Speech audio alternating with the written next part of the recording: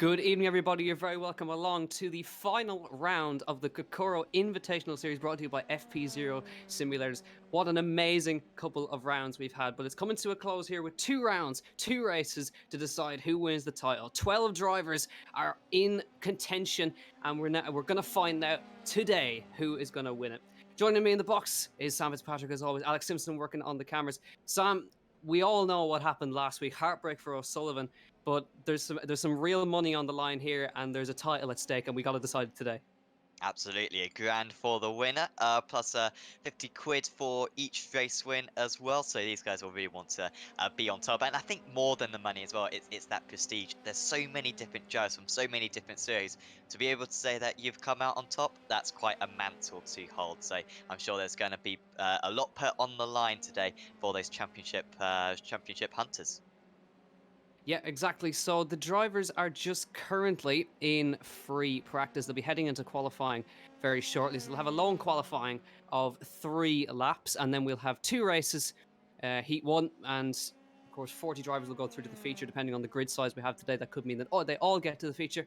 And then, of course, the reverse grid will make things even more interesting. So currently at the top of the standings, Frederick Vesti, the Dane, is leading ahead of Richard Verschure after his win last week in Interlagos with Zach O'Sullivan's disconnect right on the finish line as he came towards it. O'Sullivan just missing out on the win.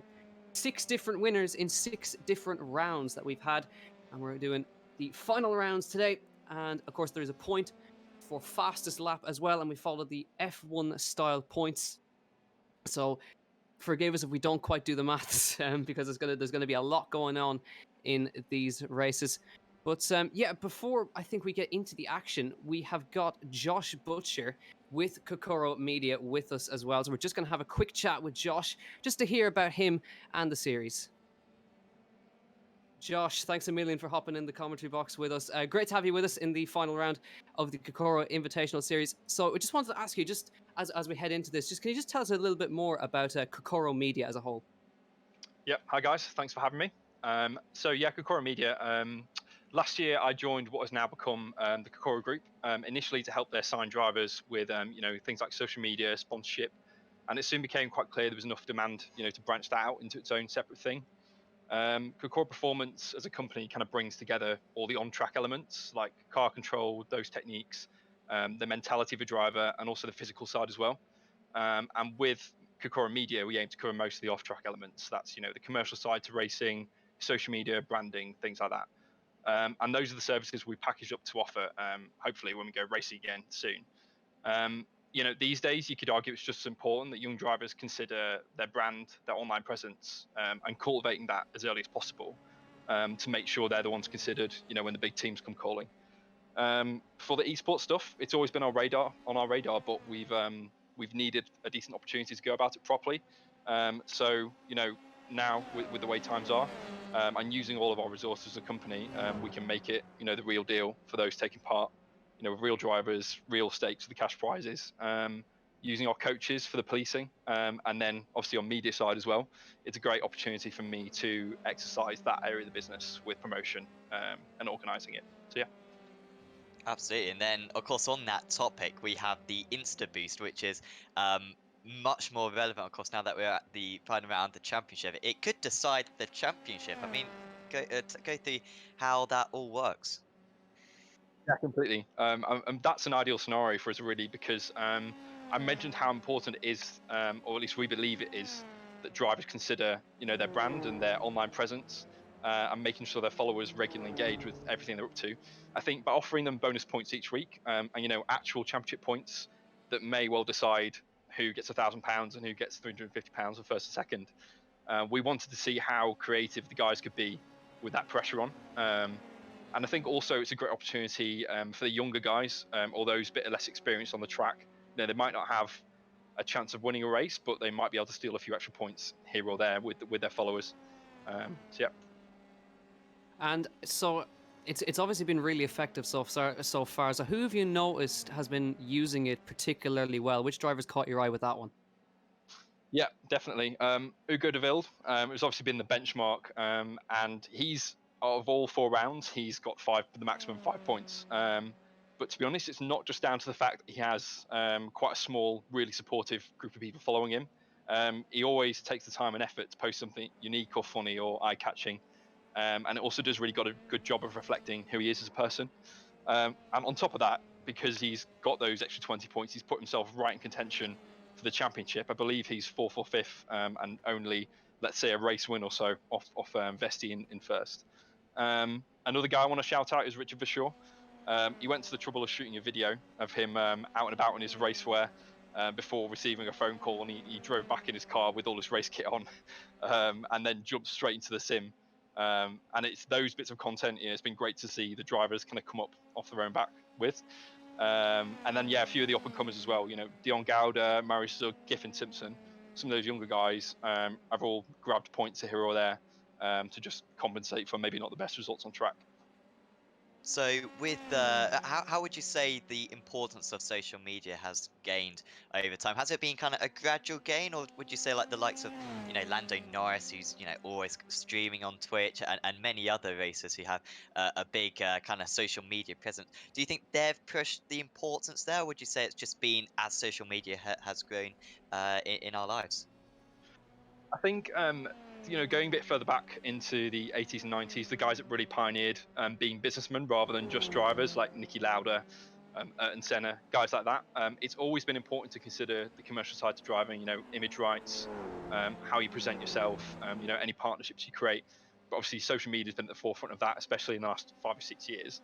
And now esports has taken over with things the way they are at the moment. You see guys like Lando who've lived it. That's all they know, and even guys like Charles Leclerc and a few of the other younger guys. They're really taking advantage of that, and they're keeping themselves relevant. They're in the conversation. They're talked about every week, whereas a couple of the older guys aren't. Yeah, and obviously, because of the whole lockdown, everyone's been kind of stuck inside. But we've got so many of these series popping up now. So, do you think, in your own opinion, that sim racing is going to be even more of an integral part of driver coaching in the future? Yeah, definitely. I think this point in time has been a bit of a proof of concept, especially for maybe the slightly older generation of drivers that are they've already made it to the highest levels, kind of F2 and beyond. Le Mans Series, IndyCar, and those guys hadn't really dabbled in sim racing that much because it's more of a new generation thing. And I think those guys seeing the value in it. I mean, obviously there's been a bit of criticism as well with the accuracy of the simulation, and on all the different ones, not just iRacing and R Factor and things like that, but having those guys on it all the time will only make them better and make running events like this, no matter what the platform's on, more attractive for the drivers, sponsors, things like that. All these great broadcasts, not just your own, but ones like IndyCar, V8 Supercars, all those ones running at the moment. Yeah, it means sim racing's here to stay. It's not just a hobbyist thing anymore. So this round of the championship is going to be absolutely pivotal. Number one, who do you think is going to come out today, and who do you think is going to come out on top in the championship as well? Who do you think is going to have that mental side to take that title? Put me on the spot there. Obviously the guys out front who've been there every round, Vesti, Vershaw, Zach O'Sullivan as well. I think he had an unlucky Barcelona, but then really showed how strong he can be at Interlagos. Those guys are going to be right there again.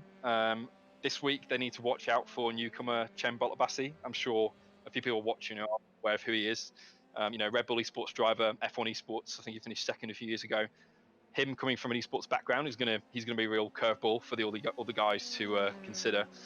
And then there's those guys that are on the fringes of the top five that are still mathematically within a chance. We've had 6 winners so far, although you could argue Zach probably should have won both rounds at Interlagos. You might see guys that have been on the radar, guys like Gus Bowers, Kayaski, James Pull. They're really strong, really quick guys, and for whatever reason, it's not quite come together yet. I'm sure you'll see those guys contend today. Looking at the times right now as well, we've got Victor Martins, who joined us last week in Interlagos. He's currently the pace setter. And Alfred Nielsen as well, GT4 driver. He's been there or thereabouts every time. So, yeah, you can't really call it who's going to win a race today. Championship-wise, I think given Vesti and Vershaw's consistency and how quick they've been every race, you'd be silly not to bet on one of those guys. But, yeah, who doesn't love an underdog story? I think Zane or Zach or maybe even Hugo de Wilde, if he can get a race win, all those guys are within a shout. And finally, Josh, while we have you, are there any plans in progress for another series like this in the future? I mean, given the success of this series, not just with all the drivers taking part, but I think we've been pleasantly surprised with the exposure as well. There are a couple of ideas in the works, nothing set in stone yet, but we want to keep shaking up the format and do something fresh each time. We don't just want to repeat the same thing. It's been interesting to see a lot of series crop up in the last couple of weeks that all kind of fit the same template. So yeah, we want to keep pushing the boundary, keep challenging the drivers.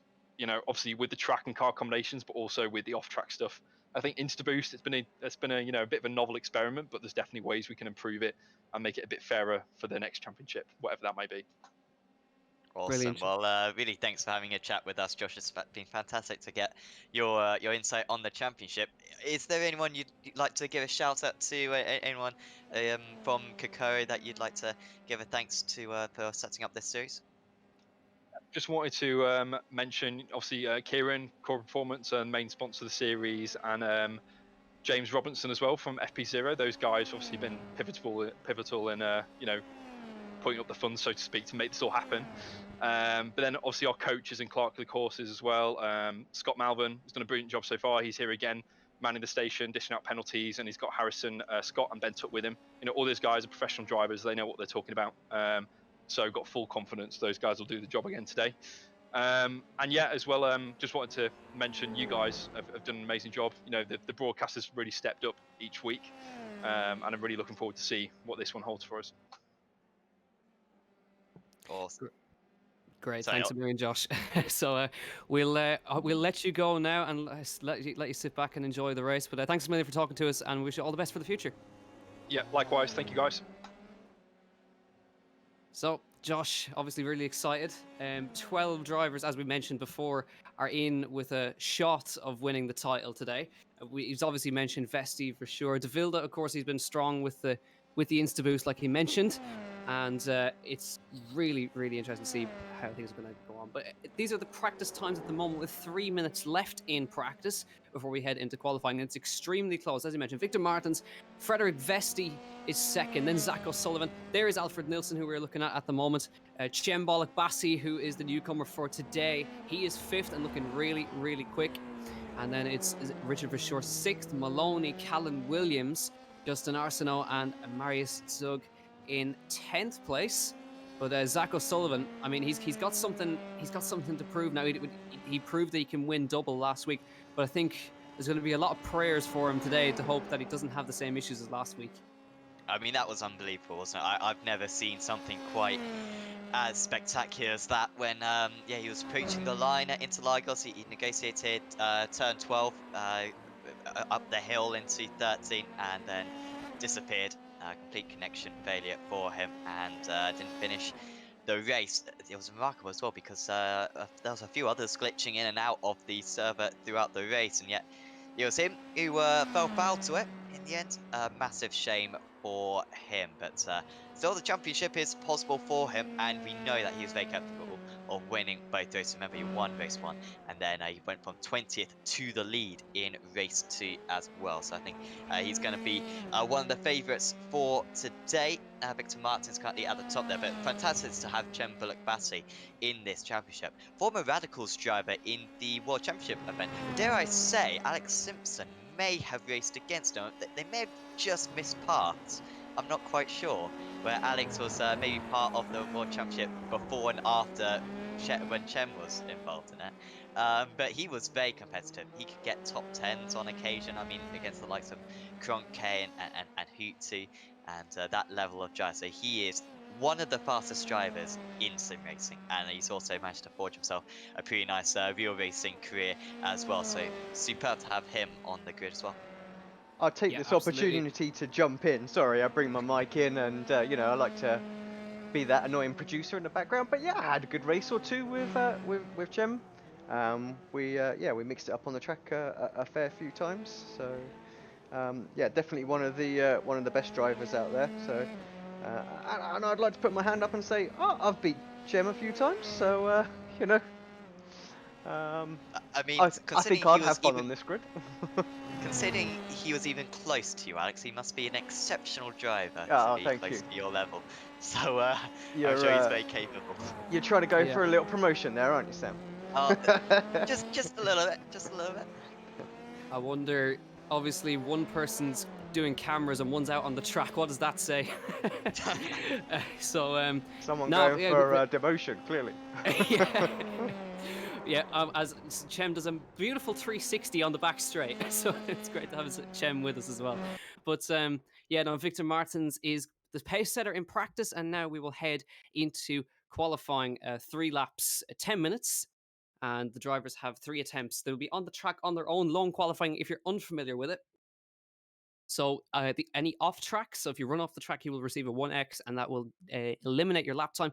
But we mention it all the time that the tires are incredibly important in the V7 tire model, which require a lot of work to get up to temperature. And we always say, Sam, that 3 laps really is not enough time. It's not a lot of time to get tires with a temperature around here. Yeah, absolutely not. And yeah, 10 minutes, 3 laps. Are they going to be able to do those 3 laps? I guess they'll just about have enough time, won't they? But it'll be pretty marginal. You think you have the out lap, and then you got to do 3 laps. So we'll just about make it, but won't have a whole lot of time to spare. So I'm sure the drivers have already jumped back onto circuit, and there are quite a few sectors currently being set. So it seems like pretty much everyone is on the track. Victor Martin's a little bit slow to get onto the track, and in fact, I don't think he is on the track at the moment, so he might miss out on a lap. There's Frederick Vesti spinning the car, which is quite a good tactic to do to warm up the tyres. And there was a big debacle about it in the iRacing world when the Porsche qualifying series was going on about how drivers were spinning and burning, doing burnouts just to warm up their tires. It is really tricky, so expect the drivers to get faster and faster as the session goes on. And of course, properly high loads on the tires. We've seen tire failures, of course, in various championships around this circuit in the past, which will yeah really be kind of just shows the amount of wear that these tires go through. So they need to be absolutely perfect for you to be able to get that purchase on the circuit. Yeah, so if we didn't mention it already, we are here at Silverstone. It's the full Grand Prix layout as Frederick Vesti enters Stowe Gorda, about to begin his lap. And let's see how he gets on. He is the championship leader, and we'll see if he can hold on to that championship lead, because of course the social media comes into effect too. But it's been really, really close all championship. So let's see what Frederick Vesti can do. Comes across the line, of course. You'll see a lot of times coming in now with green sectors, personal best. Purple means fastest of anyone, and yellow will mean that is not an improvement on their own times. Of Vesti through sector 1, getting it stopped in the little infield, the newest part of the Silverstone circuit, before heading back down towards the end of Brooklands. Brooklands on the turn left at the end of the Wellington Straight. Here's into the little kink down the Wellington Straight. Would be a DRS section, but we don't have DRS in these Formula 3 cars. So down towards Brooklands, which has the BRDC club on the right hand side as you enter it, and then towards Luffield in the back of the circuit, and onto the old pit straight, which you may notice in the shortened layout is what is used as the grid and the pit lane. So now right up here is a crucial part of the circuit, Sam, because it lines, essentially you need to be lining up passes for Stowe from here onwards. Yes, it is really tricky to overtake into this part of the track, but you're absolutely right. You can line it up for Stowe by getting a good run through Baggett's and Beckett and Chapel. So much fun this, and it's a fantastic grandstand as well on the left there. It's really one of the best grandstands I think on the circuit, because you can see a little bit of the new part. This is one of the few car track combinations. I must say I haven't been to that many race circuits, but I did see Formula 3 cars around Silverstone, which is pretty cool. I don't usually get to properly say that I've commentated on the car track combination, but that is a unique instance here. And Slipstream on that occasion was absolutely massive. I think it should be quite a big effect here as well, because there are quite a few straights for these Formula 3 cars, and not a whole long kind of technical section for them to be able to pull away. ASCII then currently top of the standings, and he gets beaten then by Vesti. He puts a slightly better lap time in, 3/10 of a second clear at the moment, but plenty of the front runners yet to put in their first lap times, or maybe even getting their lap time invalidated. Nielsen got an invalidated lap time, so did Paul, and Bullock Bassi, I think, did as well. Yeah, it looks like it. Chembolic Bassi, well, he managed to pop into fourth, so 151.3 with Zane Maloney quick as Victor Martin. Look how close that is. Unbelievable. 8,000s between the top three around a circuit, which is just nearly under, a smidge under at 2 minutes a lap. That is incredibly close. 5,000 between Zane Maloney and Zach O'Sullivan. Victor Martin's third, 8,000 behind. Frederick Vesti is 500s behind. So then you have Versure and Bollock Bassi in sixth. And then Paul Aaron, Billy Monger inside the top 10. Dion Gouda, De Vilde is 11th. Miguel Costens, Kiffin Simpson, Justin Arsenault, and Frederick Luban. So I'm watching Kai Aski on his second lap in his second attempt. So they head towards Stowe Corner. He's on not quite an improvement. He's on an improvement in the middle sector with the green. So we'll see if he's not maybe going to improve it. See if he can improve in his last sector, but he's not currently going to improve his current time. He's sitting seventh.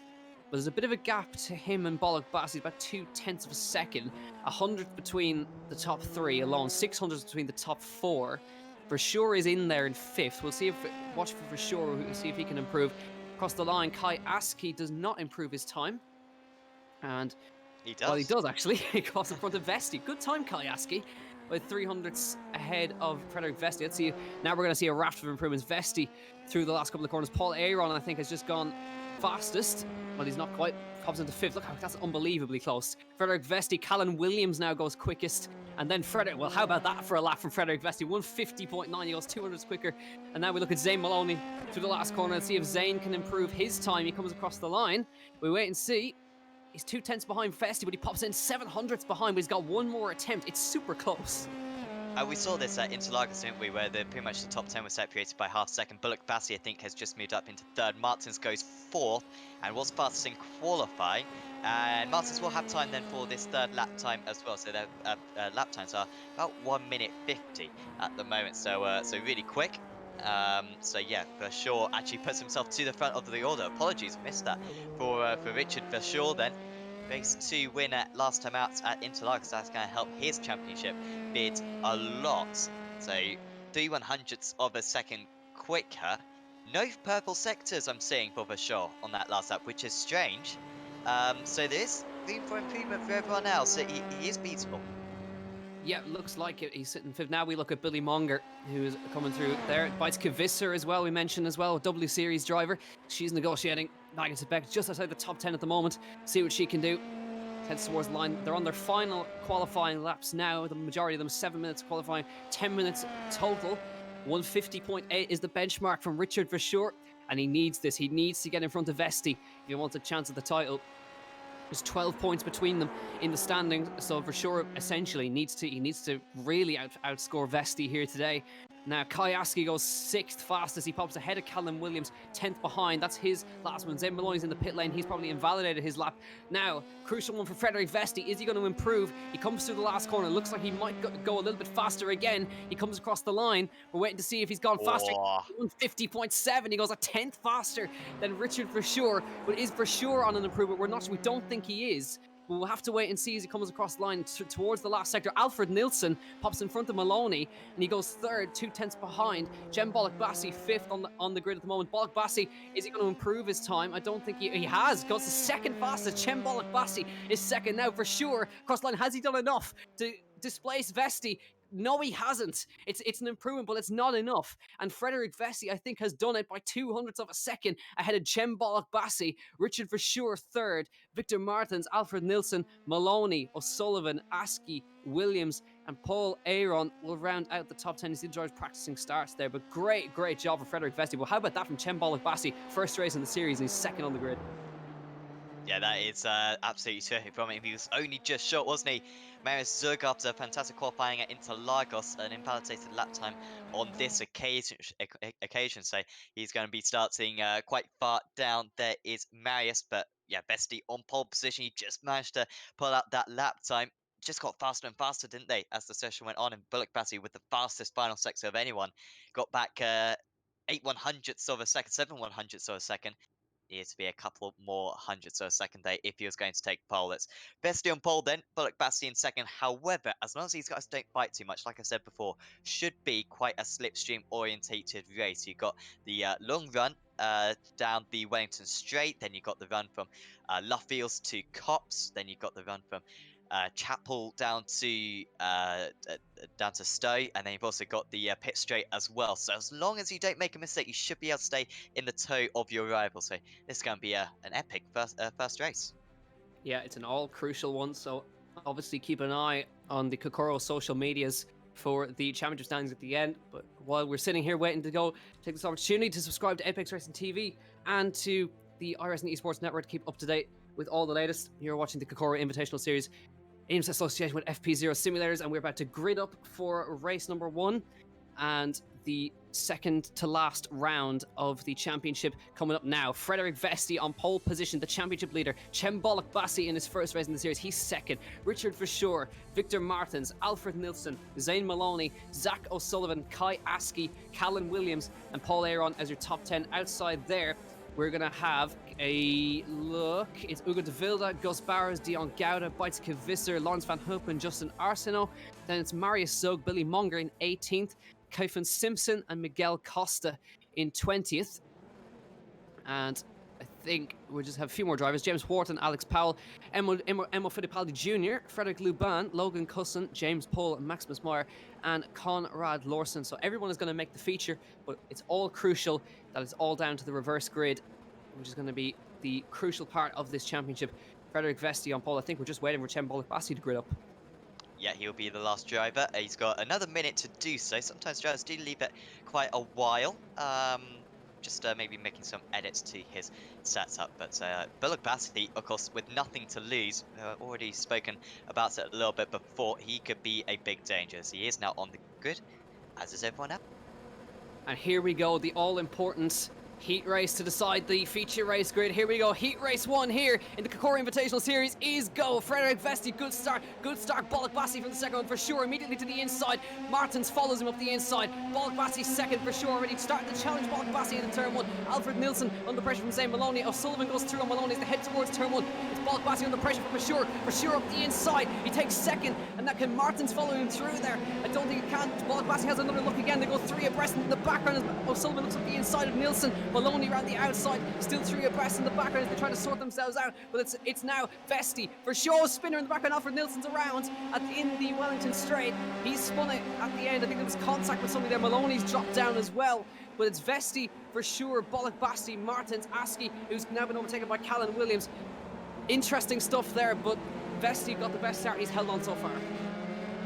Yeah, and for sure, making that move on Bullock Bassi could be important, as now he's going to try to make up another place in that Dutch livery and goes to the outside. Is he going to be able to make this move? Should have the overspeed. I think he'll have his nose ahead potentially, but going to have to back out of it. It's a car number 2, but he sticks around the outside. That's not going to have the better line there, I think, for Maggots and Beckett's. Has good drive, though, coming out of Kopp's corner. And he's got to be looking at his mirrors as well with Bullock Bassi, trying to reclaim that second place, which might be possible going into Chapel. But now Bullock Bassi is offline himself, and he might lose out to Victor Martins just behind. Martins now makes it so he's going to get the draft from the top 2 drivers that constantly changing positions there, and actually moves to Bullock Bassi. You can see how narrow these cars are, how small these cars are, and they've got so much of this hanger straight to use for their disposal. Bullock Bassi does defend, but they need to be looking ahead, not looking at one another. But so they are looking at one another. Then he goes back down the inside, does Martins, and he does make that move into there. It was a pretty good move in the end, but they're now 1 second off the top 2, and that is out of draft range.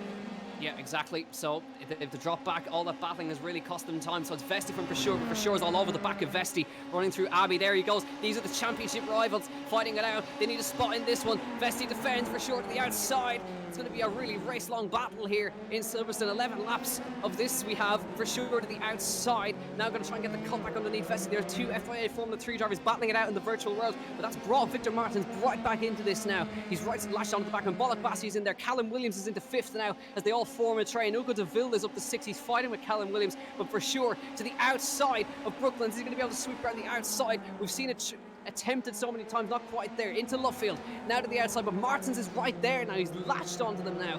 Bollock Bassi, and now Callum Williams is 1.8 behind. If they continue to fight, they all get on the gravel on the exit, as Vesti gets a little bit on the gravel. For sure gets on the gravel a bit as well. Martin's in the slipstream now. Here comes For sure again. He tried this a lap earlier, straight to the concrete wall. For sure to the outside of Kopp's corner. Not quite close enough this time. Now trying to get it back up underneath him for Maggots and Beckett's in a run. This is just going to be a race-long thing. We're going to see Vesti defends. For sure to the outside of Maggots and Beckett's. He's going to be able to stick around the outside. He's going to have a think about it. I think he's just about a smidge ahead as they run through the side by side through there. But Vesti's going to hold on. Martin's up the inside as they go through. But Martin's hold on. Bollock Bassi's now got the run as they come through. You see there, Alfred Nilsson 30-second stop go for the contact with Zane Maloney on lap 1 from race control there. But here we go. For sure's got the outside for Stowe corner now. Martins is looking for space as well. Look at the squeeze put on from Vesti, and For sure's going to have a go all the way around the outside of Stowe corner. What a move, Richard For sure. He's got it done, but Vesti is going to come back at him into the middle section. Can he get a stick around the outside like Charles Leclerc did?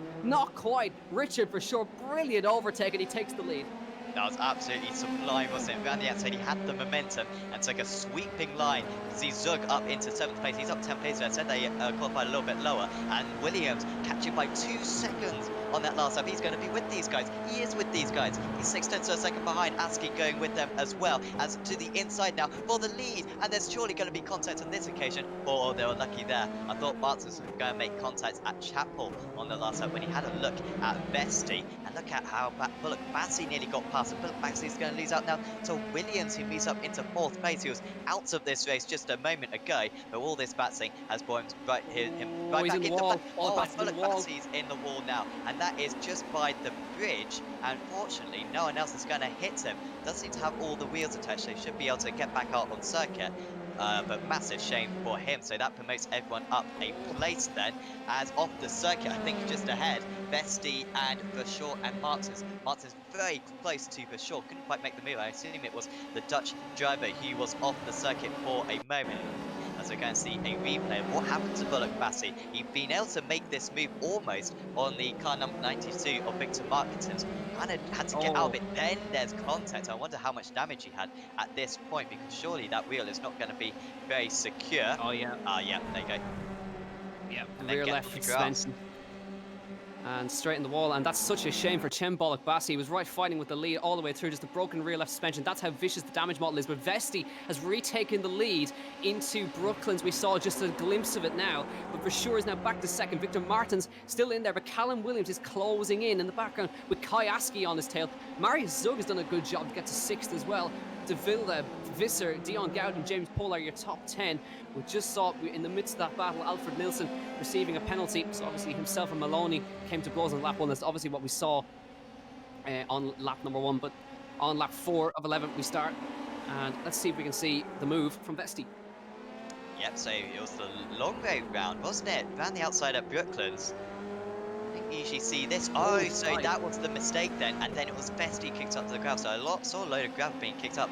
I just assumed because it was a poor run for Verschoor that it was Richard's gravel, but actually it was Vesti having to go off the circuit to make the pass. It's now actually opened up that gap slightly. It's up to 7/10 of a second, and strangely Verschoor not following in his tracks. He isn't too interested in that draft. Maybe has confidence that he can make up that gap anyway. But it's leaving him vulnerable right now to Martins. Williams not quite making the same progress that he was earlier on. I think he's been battling with Askey quite a bit, which has cost them time. 7/10 of a second now between the leads, and Verschoor not gaining down this old pit straight. So maybe he's just lost that draft a little bit, and as long as Vesti can put in some good times, this might be his break. Yeah, definitely. Verschoor was extremely lucky. It was a very nice catch, because if he lost it, Vesti was completely out of it. But it was really brave stuff from Vesti to keep his foot in it, even though he saw that Verschoor was completely sideways out of the left field. So good driving from the both of them. Verschoor leaving the space.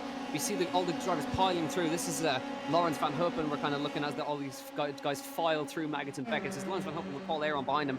We go back to Verschoor now, who's again, yeah, you're right. He's not really catching, and he's not able to catch up to him. Martins is kind of sticking in there too. I wonder, is he just biding his time now, controlling himself a little bit, because the battling is costing him so much time. If he just sticks in there for obviously a few more laps, then obviously mount an attack later on. Yeah, it might be the thing to do, leave it a little bit longer. Vesti with the not the fast up the race was for a moment, but sure though a little bit quicker, and now that time is going down a little bit through turn 1 and 2, which is so easy flat now for these cars. They have actually re-profiled that corner in real life with the 17th track surface change in the past 5 years, and so that's actually a lot more easy through those first couple of corners. Now they've widened the kind of little straight between the two parts, but in these cars anyway, even with the slightly tighter version, it's still easy flat for these drivers, and a real slipstream overtaking opportunity. 6.5 tenths of a second. Now Williams on that last lap did a 51.1. It's only 2 tenths of a second slower than the race leaders, and Marius Zerg continuing to make great progress. He's in 6th, a little bit by himself now, Zerg. But if he could win a race 1 from 17th on the grid, then gosh, we're seeing some great things this season. That would be that would take the mantle. James Pull up 16 places. He started right down the back to James Pull. He's up to 10th now. Very nice job from James. We know how quick he is, so we'll see how he gets on later. But obviously reverse grid we'll have later. Top 20 will get inverted. Just having a look now. So right now, Conrad Lawson is going to be in that pole position for the reverse, and Chen Bollock Bassi isn't going to be in too bad shape either. He's 19th currently, so he might be able to get himself back up to the front. Zach O'Sullivan as well. All these guys ended up in instants earlier on, and they're now kind of in box seat for the feature. But we're just seeing now Versure has brought the gap down just a smidge, 4/10 of a second the gap now. Easy starting to open it up a little bit more, because it's a 20-minute race / 11 laps, whichever we get to first, and we start lap 6. So it's actually quite a long race when you think about it. A long lap.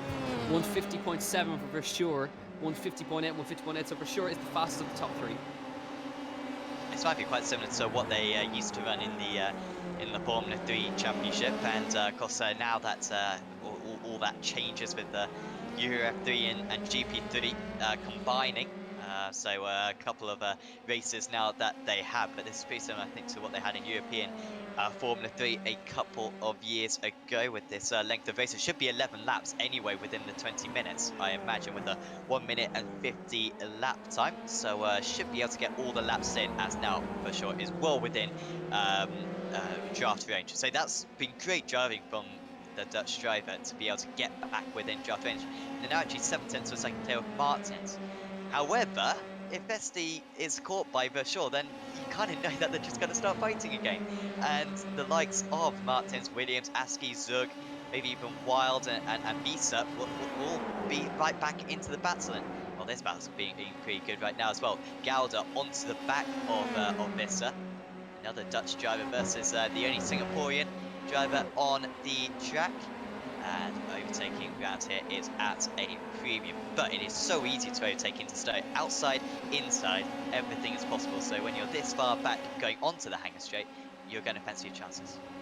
Yeah, this is exactly what we want to see. Dion Gouda, the young Singaporean character, versus Beitske Visser, the Dutch W Series driver. So they're mixing it up with motorsport greats here.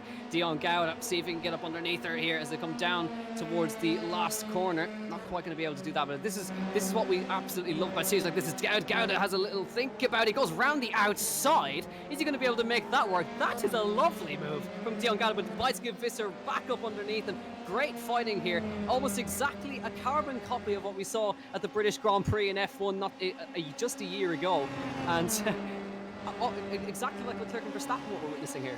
Oh, and that's an off, and that's going to be across the grass, and that could be more contact. However, just about getting onto the tarmacs off there, and that is Hopen now running wide. He wasn't in that battle, was he? Before, the battle was between Visser and Gouda, and actually I think Gouda not losing a whole lot of time there. I'm surprised, because that was nearly straight off into the barrier. Meanwhile, Williams having to defend against Askey. We've also got Gouda coming back again then. Visser has defended brilliantly so far. Gouda, I think, was the one who had the off just a moment ago. And we've got a spinner as well for, is that Costa?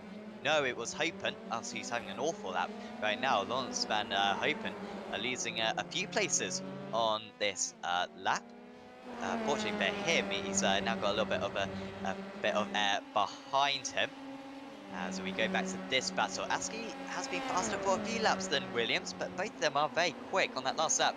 4 tenths of a second slower than the race leaders, but matching the P3 driver of Martins. They're no slouches, but and I must say, I hope these guys don't fight, because if Vesti and Vershaw do start fighting, then they're going to be in the battle for the lead within a couple of laps. Yeah, so they've really got to work it out. But now James Poole has brought himself into this battle, so he's on the back of Dion Gouda now as well. Bicycle Visser now leading this train. Paul Aaron's right in the back as well. Look how late on the brakes Paul that he went there. He looks a touch wide though, so he might get under pressure from Paul Aaron. He's right on his tail as well. Head towards the last couple of corners. Paul is up 26 places where he started. 16 places where he started. He started in 26th place. So you see the times now starting to dip into the 51s. They were in the 50s before, so starting to just ease off a little bit now.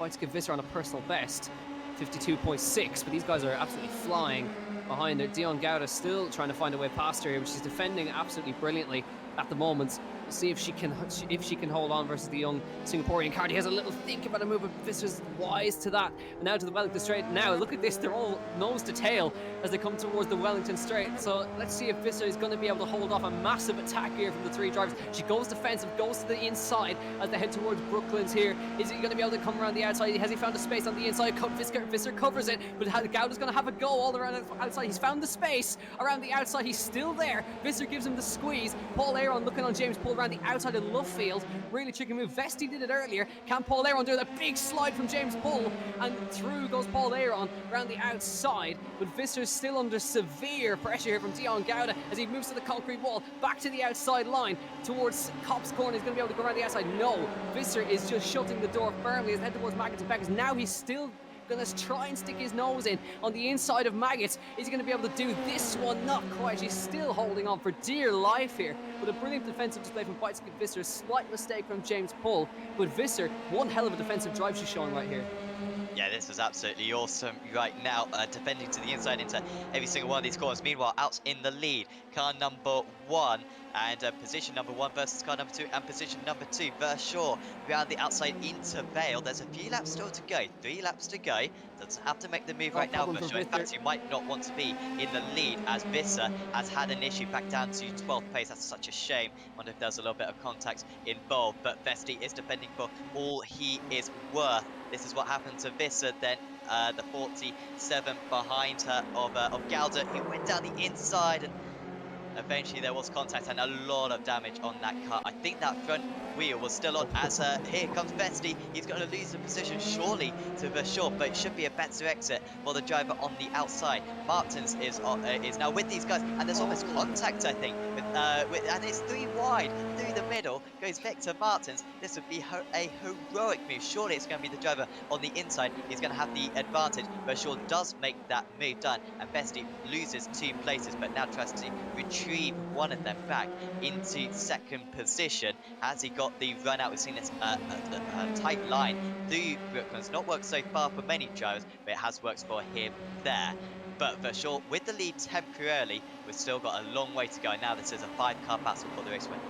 Oh, Martin's almost getting into the back of Vesti there. He had to twitch away. Here comes Callan Williams, the Australian, is now in this one. And he's got a run on Victor Martins. Is he going to be able to come around the inside? He's got it done into Maggots and Beckett. So it's a Formula 3 top 3 as we head on to lap number 10 next time by. Victor Martins is in 4th, and Kai Aski's right in this one too. He's latched onto Victor Martins, but for sure retakes the lead.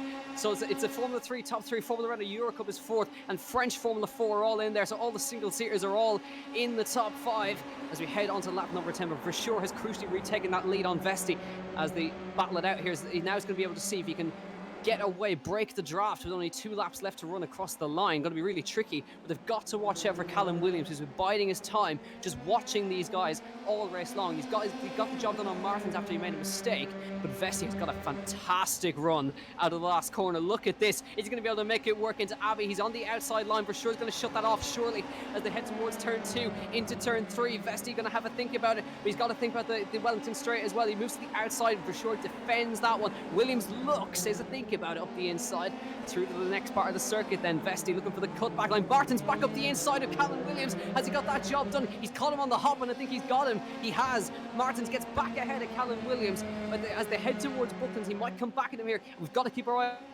on the leaders as well as for sure defense. Back to the outside line. What's Festi going to do? Is he just going to fall? He's going to have a pop at him down the inside into Brooklands. Not contact. They managed to hold on. For sure holds on for now. Is now still in front of Callum Williams, and now Kayaski firmly in there. Vesti looking for a gap on the exit, but he hasn't quite got it. This is an incredible battle we're witnessing. It is absolutely superb. I wonder if you want to be in second place right now at this point of the race. Martin's going back past Williams, of course, and Aski getting right involved. To the outside goes Vesti, going at the cutback perhaps for Cobbs, but the run into Magnus and Beckett just isn't long enough for the trailing car to go for the overtake. Oh, he goes down the inside. That's an incredible move, and well, I must say, probably not the smartest move either. It would have been the move of the season without doubt if he pulled it off, but now he's under pressure from Martins. You just wonder, was that a bit of impatience for Vesti? We still had a lap and a bit to go. He's still just about within the draft of Vershaw, but he's now got to defend from Martins instead. There he goes to the inside, and this is what Vershaw needs. However, Martins lets out of it. He knows that he wants to win this race, and I think he's going to stay behind Vesti if he needs to, so that they can get back up to the race here. But the gap is up to 0.6 of a second, as we are going to about to see the white flag. Unbelievable. This is only the first race as well. There's still another one to come in its reverse grid. Here we go. Richard Vershaw across the line. White flag in the air. Vesti in second. Martins in third. Williams fourth. And Kayaski fifth. There's your top five. They've been nose to tail for the entire race duration. Vesti had a pop down into Maggotts and Beckett. Not quite going to be able to work. So now he's got to think about where he's going to do it next. He's still within 0.4 of a second of Vershaw. But Vershaw, has he just done enough to keep himself ahead? Because Vesti's got to worry about Victor Martins as well. To go on board with Victor Martins, the around a Euro Cup driver now down the Wellington straight for sure, immediately defensive to the inside. We saw this all race long. It's a classic move. Vesti's not going to be close enough to try anything here, and neither is Martins unless he has a monumental dive bomb. Dion Gouda, 30-second stop go for contact with Bicycle and Vista. We saw that on the replay, so Gouda has received a penalty for that one, but we keep our eyes on this one because this has been non-stop all race long. For sure, Vesti and Martins. Vesti and Vershaw are the title contenders. Vershaw really needs to outscore Vesti here to keep himself in contention. He's got just enough of a gap at the moment, but really Vesti just needs to keep himself right in that toe until they get to Stowe Corner. So here we go, Vesti wide there. He's trying to find every bit of circuit that he can towards Maggotts and Beckett for the last time in the heat race one. Who is going to get this one? Through Maggotts, through Beckett's, and into Chapel. Vesti needs the run through here. He needs the run through Chapel. It's so crucial. Vesti's a touch wide. I don't think he's quite got it as they head down towards Stowe Corner for the final time. I think Vershaw might just have enough here. He's going defensive, moving to the outside and moving back to the inside, back to the outside again. I think he's just about done enough, and Martins is under pressure from Callum Williams as they head towards Stowe. There's contact. Oh, Williams off into the gravel, into the wall. Contact with Martins, and such an unfortunate incident. Callum Williams is out. Vesti has to think about it into the last couple of corners. Vershaw is wide. He's now going to go deep. Vesti's going to try and get a run on him through the last corner, but I think Vershaw has just done enough. Richard Vershaw wins the heat race one by just 0.09 of a second across the line. Vesti in second, Martins third, and Kayaski. Marius Zug in fifth place, and Ugo de Vilda, Paul Aaron, Miguel Costa, James Pohl, and Lawrence Van Huppen are your top 10. What a battle, but what's so unfortunate for Callum Williams into Stowe Corner. Contact between himself and Victor Martins. And it was just that move, wasn't it, from Vesti going into Maggotts and Beckett on the penultimate lap, which dropped him 0.7 of a second back, and he didn't quite have enough time to come back. This was the instant there for Williams. Did he turn in? Oh, a lot of netcode, and of course, obviously, he's based down under, and I believe, it doesn't take, you don't have to be a genius to realise it's a long way for that signal to carry over. So shame for those guys. Where did he finish? 18th. Well, you know what? He will be starting on the second row of the grid for the reverse grid race coming up in a bit. So it's not the end of the world for him, but what a win for Richard Vershaw. He timed that perfectly. He overtook when he needed to. And Marius Zug as well, finishing in 5th place with that late retirement, up 12 places. So Costa up 12 places, and Poole ended up 17 places up. So thanks to plenty of incidents, of course, behind, but those guys drove a brilliant race. Yep, and that's only the first heat race, may we remind you. So that's a crucial one for Richard Vershaw with the points gap. He's 12 points behind. Just to do a quick little bit of maths here. He's 12. He was 12 points behind before, so he should get a nice little bit of points there. 25 versus 18 for Vesti. It's going to come right down to that wire in this last heat race, and what makes it even more interesting is that they've got to come from essentially the back of the grid to try and sort this out.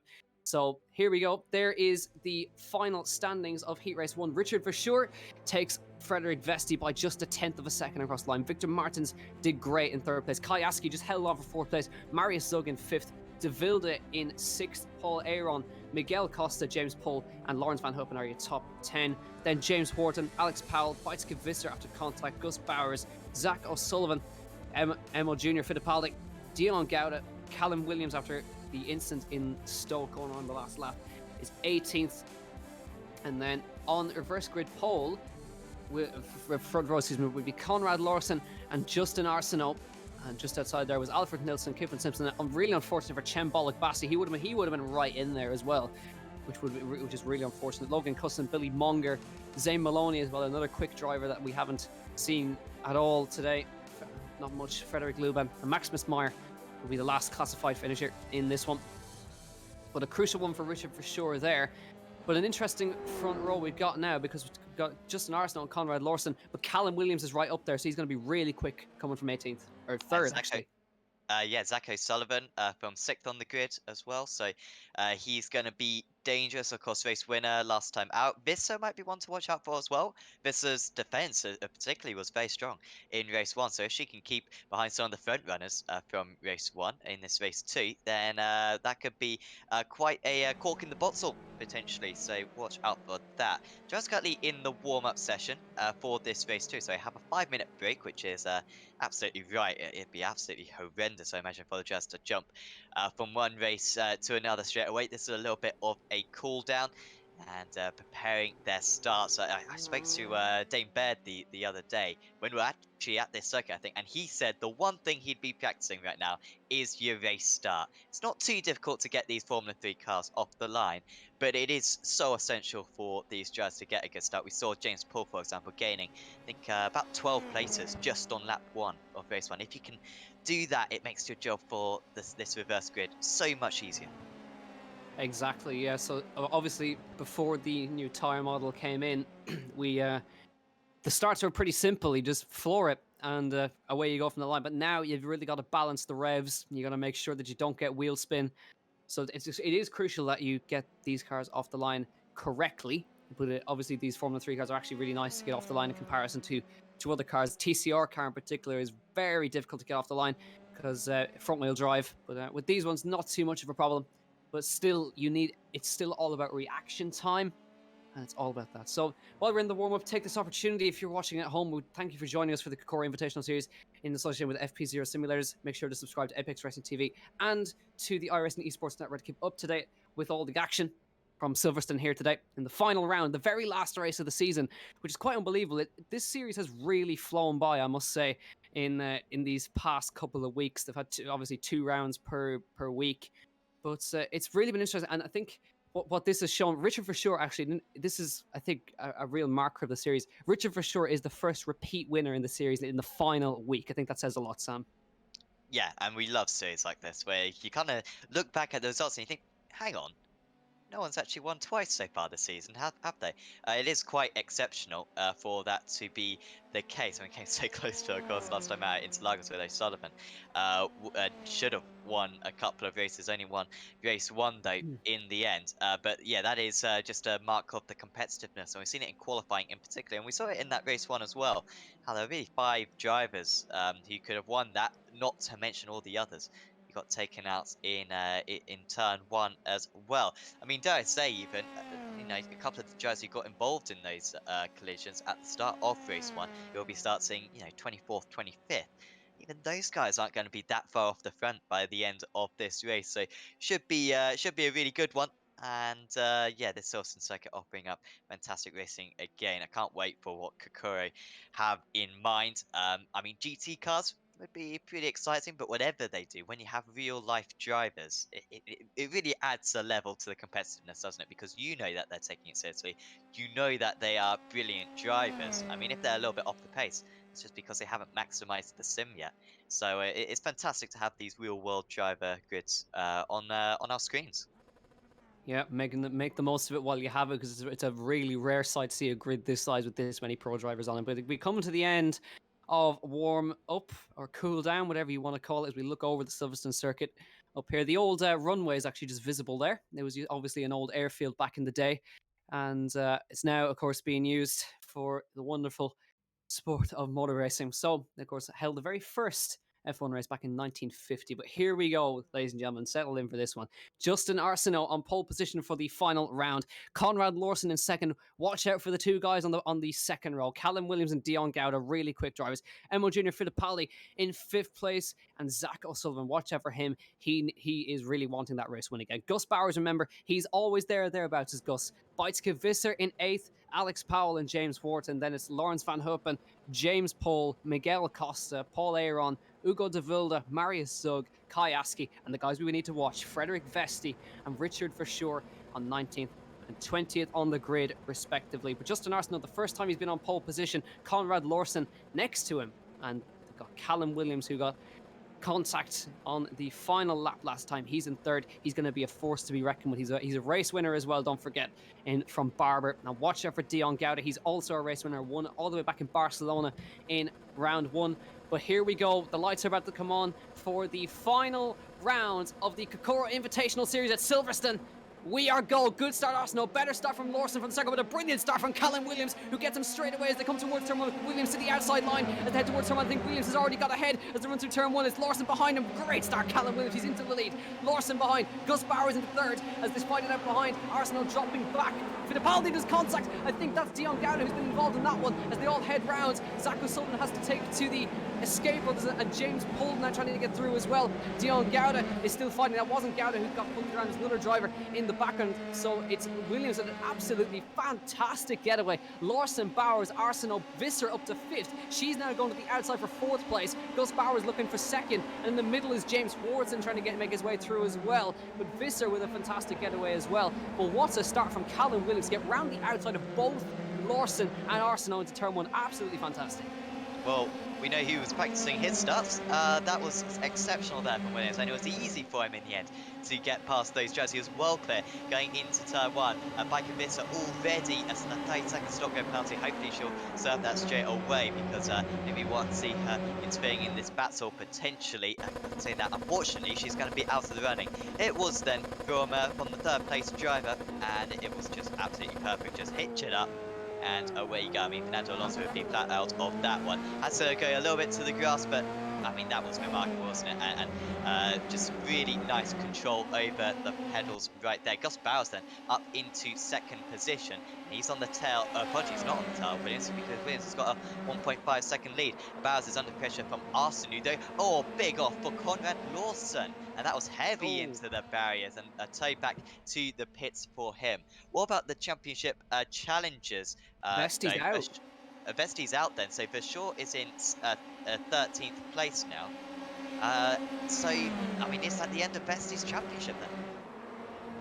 It's just another contact with Lawson, but it looks like it, as Vesti was it. So we'll have a look and see what happened to Frederick Vesti here. So there was a few different incidents here. I mean, five or six, look at that. And Vesti, he tried so hard, didn't he, to stay out of it, and then it's just a little clumsy incident in the end which takes him out. Such a shame, because he didn't deserve that. He did superb to avoid the incidents in the first place, and you can see the amount of smoke coming off there. That's probably the flaw, if anything. And well, you'll get a fast pair. Hopefully he'll take the check flag, because that's no way to win the season. Yeah, I tell you who's been the fastest of the guys who started below. It's Victor Martins, up to 7th place. He started, don't forget, he started right with the guys at the back. He started with Verschoor, and he started with Vesti as well. So he's on great. He's on a fantastic track right now. He's got Zach O'Sullivan right up his tail though as well, who's got something to prove after Interlagos, of course, as they head towards Stowe Corner. Ends up the inside Martins with Dion Gowda trying to come round his outside. He's done well to hold on as Dion Gowda right there, and I think he's managed to get ahead. Has Gowda there. So really nice job. But O'Sullivan now trying his best to get past. He's got to watch out for Ugo de Vilda as well, who's up 5 positions. But Victor Martins, as you can see the position gains there, he's up 11 places from where he started already. So it's been a brilliant stuff. James Wharton, and he's got a penalty for that contact with Conrad Lawson we saw into Stowe Corner. But now you see Dion Gowda on James Paul up ahead. He's trying to go around the outside of James. I think James is trying to pull out of the way, actually, because it looks like he's gone quite slowly.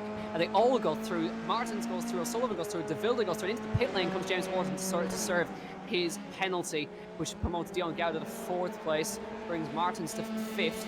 And we'll just keep an eye on for sure. He is in 12th, but Callum Williams is absolutely flying out front.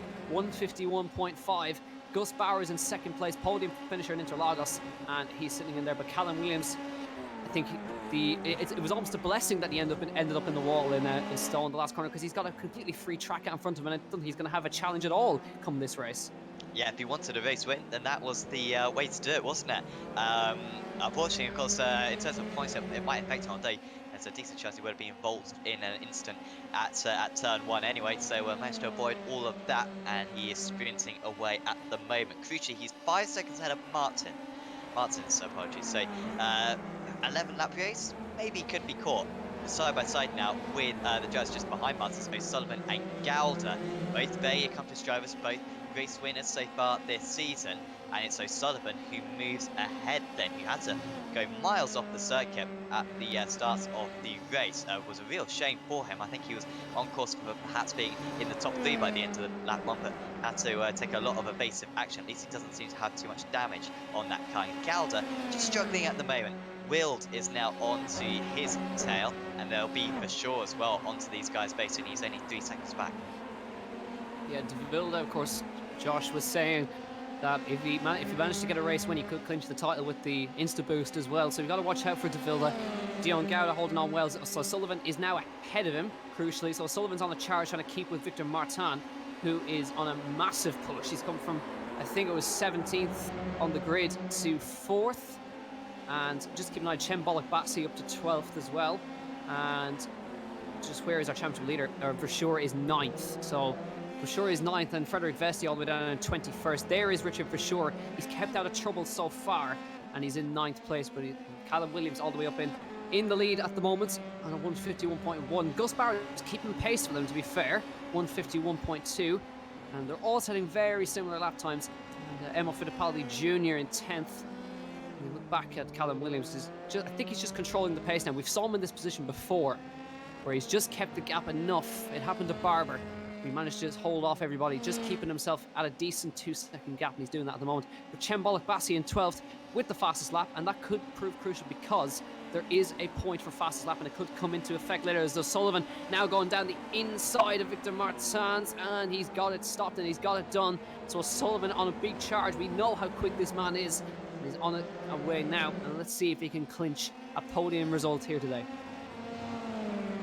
O'Sullivan passing, I mean, you could say that Martins was in 3rd place, wasn't he, in race 1, fighting for the race win, and O'Sullivan's just driven around him. That's how quick Zach O'Sullivan is, but it was a poor qualifying from him, which put him in trouble at the start of race 1, and a troublesome start of race 2 as well for O'Sullivan. So what could have been day for him, what could have been end of the season, I think, for him, because all his last 3 races have been compromised, but he is only 5.2 seconds off the lead. He needs to hope that Williams and Bowers start to fight later on in the race. And what could have been for Bollock-Batsy as well, because that fast lap, as you were mentioning. Outside the top 10 though, because in Formula 1, if you get the fast lap but you're outside the top 10, you don't get the bonus point. Do you know if that's a factor in here?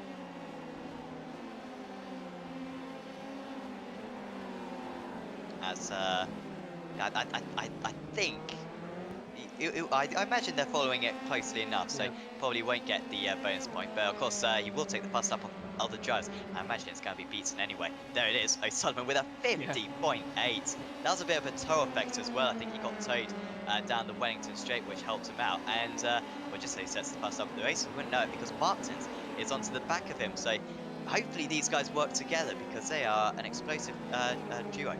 Yeah, looking like it so far. We're right on board with Victor Martins now, following that Carlin rear wing of Zach O'Sullivan. They're catching Justin Arsenault quite quickly, the Canadian, in 3rd place at the moment. He's 3 seconds off the back of Bowers, who's just driving away a little bit. He's trying to keep pace with Callum Williams. But these guys, as you mentioned, yeah, they do need to work together if they want to have a chance of maybe trying to catch Williams later on in the race on lap 5 of 11. But it's a big gap, 5 seconds to close down, as Dion Gowda and Alex Powell are having their own little spat there. But for sure is 9th, Fittipaldi 10th, Bollock-Batsy is now 11th. Let's see if he can get a top 10 result of this Bollock Bassi on his debut. It'd be great. It's a shame that he ends up with the suspension damage on the first race. He's recovering quite well at the moment. We stick with Zach O'Sullivan and Victor Martins as they head through Maggots and Beckett's for the 5th time, trying to catch up to Arsenault. Is just a touch wide on the exit there. So we'll see if he's going to be able to make a mountain move here. But just looks like Martin maybe is just going to use O'Sullivan a little bit here, trying to get up to Arsenault here. We saw De Wilde make a move on Gouda a lap earlier, so De Wilde is 6th now, 2 seconds off the back. So if these guys have a massive spat, De Wilde could come into play here. Yeah, he could certainly bring himself back into contention. De Wilde on that last lap set a 51.87, which is a little bit slower. Williams with a 51.51 on that last lap, which is a little bit slow. You can see 7/10 of a second lost to Sullivan. I guess they would have to keep that up to the end of the race. And they got Arsenault now. He's driving absolutely superbly. Is the Canadian.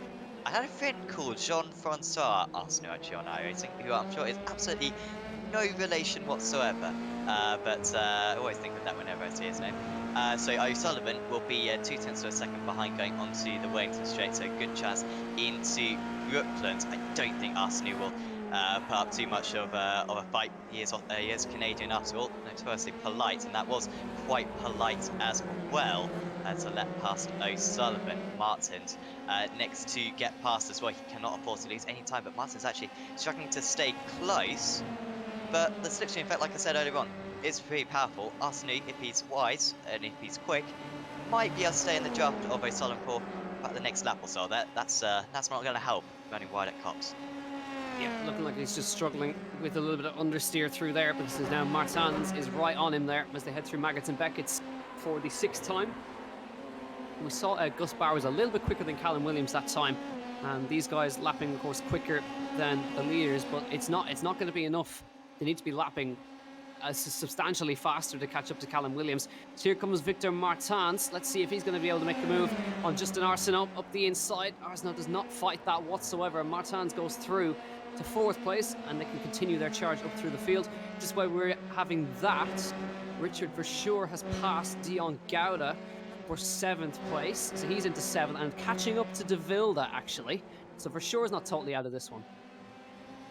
Verschoor as well closing that gap to the race leader, so he's lapping faster than Callum Williams at the moment. So he's quick, and I must say some of these drivers who are in the midfield not putting up too much of a fight against these absolute front runners, which is good to see. I imagine there was a few more fights maybe at the start of the season, but kind of just realised, that's off the stuck it now is Gouda. He was pretty close to Powell, wasn't he? I wonder if those two have got in a collision with one another. And not avoiding that crash then. Let's see what happened. In fact, he's got no one behind him. Maybe this is actually an attempted overtake. Has got the 80 car actually, to be fair, behind him. But I think this is going to be by himself. I think it happened later on, I think. Yeah, The spin looked like it was in turn 1. Yeah, turn 1, turn 2. Yeah, so obviously Gouda possibly lost, but we'll keep with this just to see if we can see what happens in this case. But that all allowed Cem Bollock Bassi is now inside the top 10. So we'll see if Bollock Bassi can continue his charge up through the field. Doing quite well at the moment. But let's see. Sorry, I was just going to say how Bollock Bassi did a 50.85, so he could take back that fastest lap. Currently O'Sullivan with a 50.82. So Bollock Bassi could steal a point off some of the drivers further up if they continue if he continues like this. Yeah, now we should be able to see what happened to Gouda as he comes to turn 1. Looks like he's just going to be by himself here. So comes towards turn 1 into turn 2. And yep, just a big twitch and round it went. Easy as that. And Dion Gouda looked like he kept himself out of the wall, but he's got it back going again.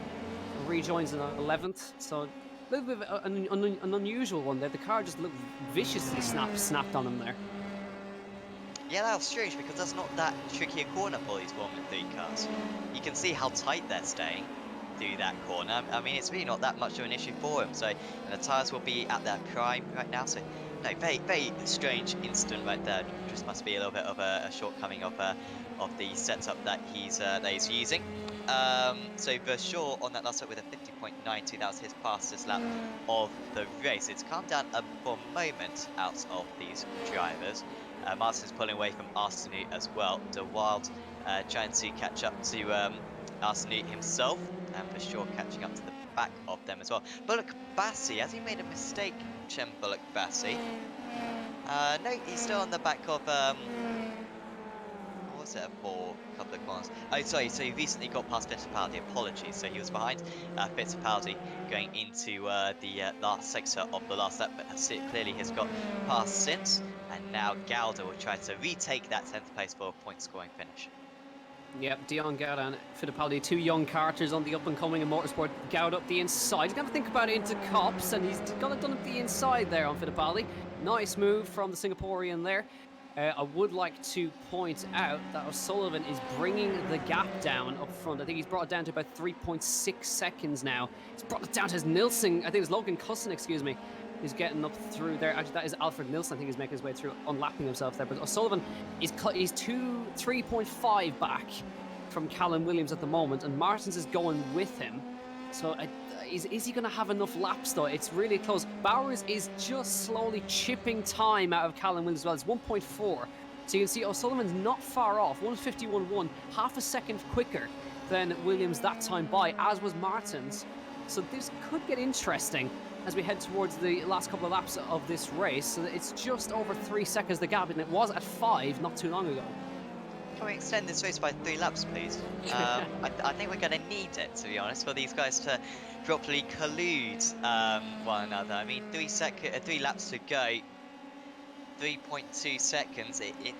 I mean, he's fast, O'Sullivan. He's not that fast though, and yeah, he needs probably an extra 3 laps in order to catch up. And I wonder if he's getting a little bit raggedy as well. Is O'Sullivan? He's driving that car pretty hard right now, taking a few tenths though. I say a few tenths, a few hundreds out in each of these individual sectors from Williams and Bowers. At the moment, Bowers was 2 tenths faster on that last lap than Williams. I don't think he'll be close enough anyway, but Williams can't afford to make a mistake. Even a slowdown would potentially cost him the race lead. So he's been put under a lot of pressure. Pretty much had to drive this race. So it was qualifying laps absolutely throughout. You can see how much O'Sullivan is cutting the circuit, throwing up dirt at every opportunity, shortening this Silverstone circuit. And on this lap, yeah, he's taking a 10.5 out of each of the 5 sectors. So you're going to be another half a second faster, I think, but it's not enough. Williams is just too consistent. Yep, and we've kind of been sleeping on Gus Bowers, is putting in one hell of a drive, I must say. Again, second place. De Vilda has just passed Justin Arsenault for 5th place, just in the background, and for sure is also going to get in on that one as well shortly. So for sure is on the cusp of a top 5, driving from 20th. So it's a great drive nonetheless.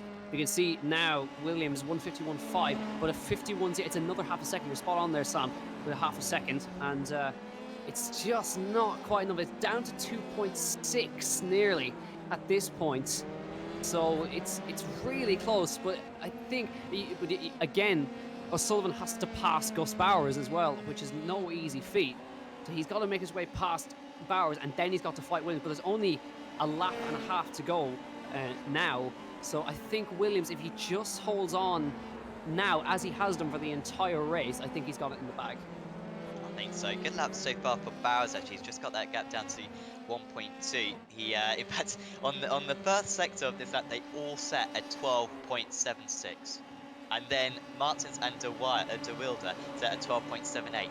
That is how evenly matched all these drivers are at the moment. Second sector, O'Sullivan takes a little bit out, about a 10th faster, and then third sector, I think they've crossed that line now. Yeah, they just have another 10th or a second faster for O'Sullivan. It's been exceptional driving, and I think as these 4 rounds have gone on, these drivers have got faster and faster, more and more consistent, more comfortable with these cars, and it's really showing right now. But Shaw is onto the back of Arsenault then, who got overtaken by De Wilde a moment ago. However, De Wilde messing up Chapel to say the least, and he's put these drivers back on his tail. There goes Arsenu. What can Vershaw do? He's trying to open up the line. He wants to get a nice cut back on these two drivers, wants to gain at least one place, and with the wide line that Arsenu has taken right there, I think Vershaw will make that move stick, and he's got one lap now to overtake De Wilder as well, and I certainly back him to do that for sure. Looking like he might end up the highest point scorer today with a first and a fifth position. But we are on the last lap of the race. Williams to Bowers, 1 second. Bowers to Sullivan, 1.2 seconds at the moment, and it looks like they will finish even closer than that. It's going to be about 2 seconds between the top two, between the top three by the end of the race. Let's see if Vershaw can get that top 5. So 1 second between Bowers and Williams up front. It's going to be very close. Williams, I think, is just doing enough. I think he's just holding his own out there. Richard Vershaw, can he get that top 5? He's going to have a go. Nonetheless, DeVille is going to defend it. Vershaw moves to the outside. He's going to have to think about the inside again. No. Gap up front, 9 tenths as we head towards the end of this one. I wonder, is Williams just backing off now? He just can't afford to back off too much because Bowers can get in the slipstream then. So we'll wait and see as De Wilde tries to hold off Vershaw here for one last time as they head towards Cop's corner. Vershaw thinking about it. De Wilde defends. Vershaw to the outside. I don't think he's quite got the overspeed. He's going to have a think about it. He's going to have a little go, but he hasn't quite got. He's got understeer on the way through. And De Wilde is doing his best to hold on here. He's the highest scoring Insta-Boost driver out of all this. Arsenal still right in there as they head through Maggots and Beckets. It's a brilliant battle for the top 5 position right here as they head towards the last couple of corners as well. Callum Williams has driven immensely as we tick to the end. White flags in the air. Bowers is just not enough as they come to a lapped car right now up ahead. But Gus Bowers, he threw everything at Callum Williams. I think he's going to hold on. And now here comes Vershaw on the final lap round the outside of Stowe Corner. Is he going to be able to do it? Yes, he's done it twice in 2 races. Richard Vershaw, what a move, but unbeatable. Callum Williams wins the feature race here in Silverstone. Gus Bowers in 2nd place. Brilliant driving. Zach O'Sullivan gets that podium. Victor Martins from 18th on the grid. And Richard Vershaw with a fabulous move around the outside gets a 5th place. De Wilde in 6th. And Arsenal, top 10 finish. Fair play to Justin. Alex Powell and Chembolak Bassi from down the back of the grid. He's going to get 9th in his debut. And Dion Gauda gets that 10th place. Emil Fittipaldi, Logan Cusson, Miguel Costa and James Wharton, top 15. But for sure, wow, 2 times he's done that and just made it look easy. Absolutely, and yeah, just so confident. And to be fair to his 2 opponents as well, who were overtaken on that occasion, because it has a off right at the end. The 2 opponents that were overtaken by Vershaw left him enough space, didn't they? Vershaw only left a car's width. If that's contact, I think I'd probably put it on it being a racing incident, to be fair. But Vershaw was so confident right there. Didn't even think about it. If maybe the championship was on the line, I'm not sure if he would have gone for that, but absolutely happy to do it. Last couple of corners of the season, and that was the way to end his championship. And well, of course, we have the social media points as well, the Insta boost, but certainly looking good for Vershaw, isn't it, for the title with a very strong day today. Yeah, an absolutely brilliant job from Vershaw, driving from 20th to 5th. And Zach O'Sullivan with another great podium as well. But Victor Martin as well, fantastic as well. 18th on to 4th place. They both drove from the back all the way up. But unfortunately, Frederick Vesti, the championship leader, coming in and not finishing this race. And a number of drivers involved in incidents as well. But yeah, really unfortunate for those. But it's that, unfortunately, that also brings an end to the championship. But I think we'll be having a very happy Callum Williams with us, because I think Callum is waiting for us in the interview waiting area. So we'll grab Callum Williams for a quick chat and see what he's thinking.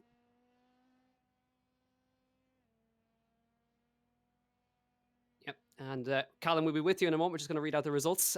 Callum Williams, the winner, of course. Gus Bowers in 2nd. Zach O'Sullivan 3rd. Victor Martins, Richard Vershaw, Ugo De Wilde, Justin Arsenault, Alex Powell, Chembolak Bassi, great drive. Dion Gauda finishes in that top 10. Fittipaldi, Cusson, Costa, Wharton, Lawson, Aaron, Nilsson, Askey in 18th place. And a lap down, then just further down, we have Beitske Visser, Lawrence Van Huppen, Frederick Vesti, unfortunately, James Pull, Clifton Simpson, Marius Sugg, Zane Maloney, Billy Munger, Frederick Luban, and Maximus Meyer in 28th. and classified as last. But Callum, we have you now in the commentary box. Thanks for joining us. A fantastic drive, an immense start, I must say. It's one of the best I've ever seen. You must be really pleased with that race win.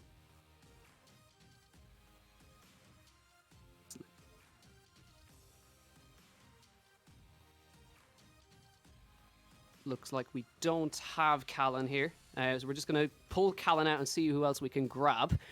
We might see if we can grab second place. Let's grab Gus Bowers, I think we'll grab. Gus, sorry if we dragged you out mid-conversation there, but Gus, another brilliant drive. Second place in the feature race. Must be over the moon with that one. Bettering the result again in Interlagos. What's going on?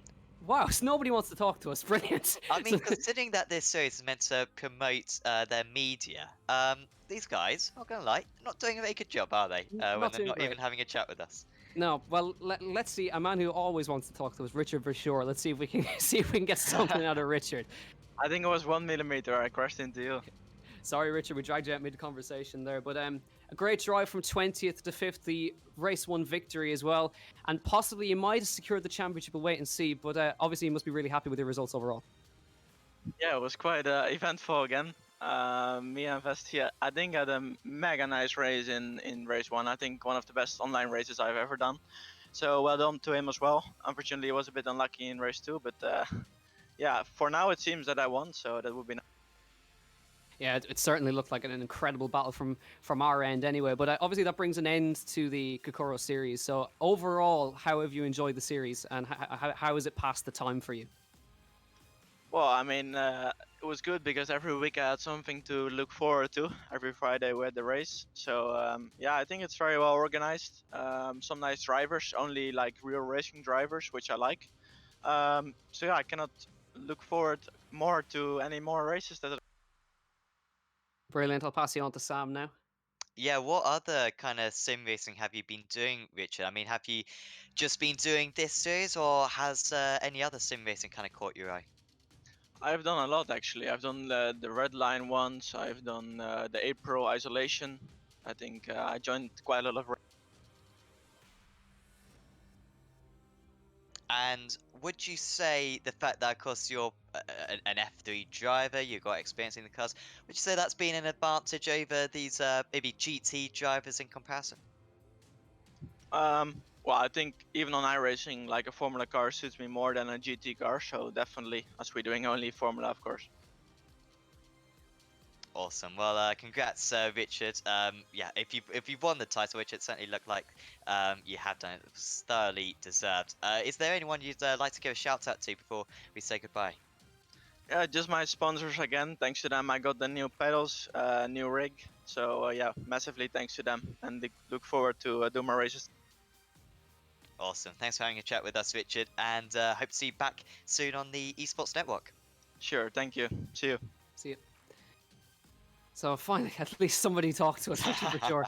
Unbelievable. So yeah, Richard, we think he's secured the title. We're not going to say if he has or not, because we actually don't know, so we'll find out in due course. But let's grab our third place driver, which I think was Zach O'Sullivan.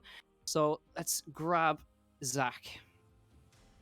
Zach, a podium for you this week. A little bit of redemption from Interlagos after that PC crash, but overall, great drive. You must be really happy. Yeah. The start of the probably race could have gone a bit better, but I'll take a podium to finish off the season. Had an unlucky incident at the start where I had to avoid a spinning car, so that put me down to about P8, I think. Yeah, and then managed to claw back through. I think I had good race pace in race 2, which was quite promising. Yeah, now, a lot of people actually didn't hear what actually happened to you in Interlagos, so obviously you disconnected as you came to the line. So was that just an internet issue, or was there an even bigger hardware failure or something going on there? It seemed like actually it was iRacing itself that crashed. By the looks of it, it wasn't a PC failure within the PC, so it was, I think, a game error, which is a bit unfortunate, but I guess that's part of it. Yeah, for sure. So overall, of course, we're at the end of the championship now. How have you enjoyed it overall, and how would you rate your performance overall as well? No, I've massively enjoyed it. It's been great fun racing against all the real drivers that I know from either have raced them or know of. In terms of my performance, obviously Barcelona probably cost me the championship in the end. I had 2 unlucky races there. partly down to me. And then obviously in Interlagos, I did really everything right, but unfortunately, it wasn't meant to be. So yeah, it is what it is, really. Good stuff. I shall pass you on to Sam now then. And I mean, of course, Kokoro hoping to set up a new season next season. Are there any cars which you fancy taking taking a spin round, or would you quite like to stick with the F3? I think the Formula Renault I'd quite like to give a go. But I think if we want close racing, I think the F3 car is going to be the best because it's a car that a lot of people know. It's highly used on the service, and people have done so much time. They really do know the ins and outs of the car. So it's very interesting to see how close everyone is in the F3 car. So I think that is the car to use for the next season. Of course, a big focus of this championship has been on media and kind of making or exposing yourself on to potential promoters across the world. What have you learnt in that area, would you say, as this season has gone on from Kokoro? I just think the more you put yourself out there, whether it be on stories or posts, the more people eventually are going to notice you. And I think what Josh has done with the Insta Boost is a very good thing in the championship. I think it's fairly done. It's done on ratio of followers to likes. So yeah, no, it does give everyone a chance. And yeah, it shows people who are doing social media way they do get rewarded for it in the series. Awesome. Well, congratulations on your end to the season, and hopefully we'll see you back very soon. Is there anyone you'd like to give thanks to before we say goodbye? Obviously, Kokoro Performance, they set the series up and have been coaching me throughout it, which couldn't have any words to thank them for that. It's just yeah, very very useful throughout the series and definitely helped me a lot. And then obviously FP0 simulators who supply me with simulators. Awesome. Thanks for having a chat with us, Zach, and we'll see you soon. No worries, thanks. And Zach O'Sullivan having the chat with us there. So yeah, Zach obviously really impressed with his performance. And now we'll try again. We'll try Callum Williams again. Let's see if he wants to have a chat with us this time. Callum, welcome to the commentary box again. A feature race win once again, and not the greatest first race for you with the incident, but you still must be really happy getting the win and just dominating out front. Yeah, definitely. Sorry, can you hear me now? We got you. Yeah. Perfect, much better. Yeah. Obviously, it's always brilliant to win a race, and especially after the disappointment of the incident in the first race. But yeah, no, it's always good. I think Gus had some steam in the tank that he was saving towards the end of the race because he took about a half second out of the gap towards the end, and so yeah, that sort of got my heart racing a bit quicker at the end. But no, yeah, absolutely brilliant. I was really happy with the start as well. Yeah, I was just about to ask you about that start. I mean, it just looked like it looked like everybody else was standing still on the grid there. So it's obviously these cars are quite easy to get off the grid in comparison to others. But overall, how have you enjoyed the Kokoro Invitational Series overall, and how would you rate your own performance overall? Yeah, I've really loved the series. I think it's been brilliant. And so yeah, I mean, I think results wise has been a bit up and down. I don't think Interlagos was my strongest performance. But other than that, when I've been in the right position, I think I'm really happy with how I've performed. And yeah, I think it's been a brilliant series, and there's been some incredibly tough competition to race against. Good stuff. I should pass you on to Sam then. Yeah, what are you thinking that you're going to be able to kind of take from this championship from Kokoro when we go back racing again? What would you say that you've learnt? Well, it's been a really good experience for me because until the situation with lockdown and everything, I hadn't really participated in any iRacing leagues apart from the sort of official stuff you get with iRacing. And occasionally in those races you maybe see one or two names that you recognise, but in this field it's 30 drivers who all have real world racing experience. They all know all the tips and tricks, and yeah, it's been brilliant. There's been absolutely heaps I've learned, especially just having to stay consistent under pressure. It's so tough when everyone's times are so close, because every mistake just means so much more than it normally would, because you can't pull that gap. If you make a mistake, that time's gone forever. And of course, you've raced against a few of these drivers on this grid. Do you think when you get back onto the real racing circuit, you'll be almost treating them differently? And would you kind of say that you've got to know some of your rivals a little bit better as this championship's gone on? There certainly won't be any different treatment. If I can get past them, I will. But no, I think yeah, I don't think anything would really have changed in terms of relationships between drivers at the actual races. Mostly because that's really not there very much anyway. Just because you'll go race weekends and not interact with any other drivers at all, even your teammates. Sometimes that's just how individual every car is. Because you're always focusing on what you're doing, and not really what anyone else is doing. Awesome. Well, great to get that insight as well, Callan. Congratulations on your race win today. Before we let you go, is there anyone you'd like to thank? Yeah, of course. All of my sponsors and investors. My main sponsor, LaserSafe. Everyone's been an absolutely brilliant help. It's just, yeah, I mean, without them, I wouldn't have been able to get this incredible sim setup that I've got, and I wouldn't be able to race in the real world. And so yeah, without the sponsors and investors, none of this would be possible at all.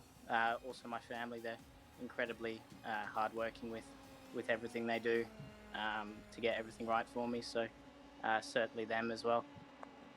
Awesome. Well, thanks for having a chat with us, Callan, and hope to see you back very soon. Yeah, cheers. Thank you very much. And Callum Woos there. Now, I've just had a quick look, and we believe that For Sure has been awarded the title. It was a very small gap at the end. I think it was 7 points. So For Sure on 101, and Vesti on 96 at the end. So For Sure, with that fifth place, it was actually quite crucial that he got that win in that race one, and got ahead of Vesti. And Vesti obviously had his problems. But yeah, For Sure has won the title, and he's won, apparently, unless there's any penalties, he's won that £1,000, which of course is the overall, and Vesti with the 350. And Zach O'Sullivan has managed to secure third in the championship as well. So yeah, it was a fantastic job from For Sure overall. And think if Vishore's move on the Wilder didn't work out, and he'd gone off into the wall like we saw Williams go off in race one, that would have been the title gone. So I was thinking that he had a big enough lead anyway. But it turned out that it was absolutely nothing, was it? If there was contact and he dropped a few places, that would have been the title of a bestie. So what a season finale. Yeah, absolutely. So I think unfortunately we've just run out of time in over here, but it's been great. Obviously having Kokoro Invitational here with this brilliant series that we've enjoyed so much, and it's been obviously a pleasure for myself, and I think I don't want to speak on behalf of Sam, but I think it has been to commentate over a series like this. So we hope that Kokoro will return with obviously they are making plans for a new series, but we'll find out about that in due course. We'll find out what if they're going to go any new route in the format. But that has been it, unfortunately. That is it for the Kokoro Invitational Series presented by FP0 Simulators. Make sure to subscribe to Apex Racing TV and to the iRacing Esports Network to keep up to date with all the future action. So with that, unfortunately, we've got to round it out. So my name has been Jack Canal, Sam Fitzpatrick joining me in the commentary box as always, and Alex Simpson working really hard bringing the brilliant camera angles in the background. So from all of us here, Apex Racing and iRacing Esports Network, it's been a pleasure, and we will hopefully see you in the future for future rounds of the Kokoro series. And that is all from us for tonight. So thank you, and good night.